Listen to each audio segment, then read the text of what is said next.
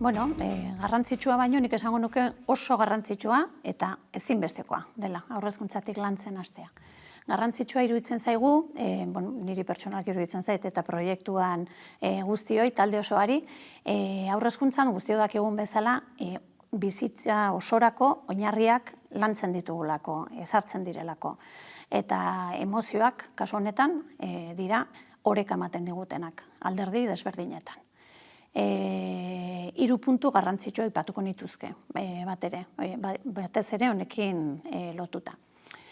Oso garrantzitsua da autoezagutzan, emozioak ezagutu, identifikatu eta kudeatzen ikasten dugulako, haurrezkuntzatik hasita, sozializazio mailan, gu gure burua kontrolatzen dugunean eta ezagutzen dugunean, irekiago eta modu positiboago batean erlazionatu gaitezke gainontzeko lagunekin, kasu honetan talde gelan dagoen taldearekin edo familian, adibidez, eta ikaskuntzan baita ere. Pertsona bat, haur bat, kasu honetan, modu orekatu batean hezi bada emozionalki, oreka horrek lagunduko dio, arreta mantentzen, motivazioa izaten, jakin mina handiagoa izaten, eta ikaskuntza askoz errazago emango da.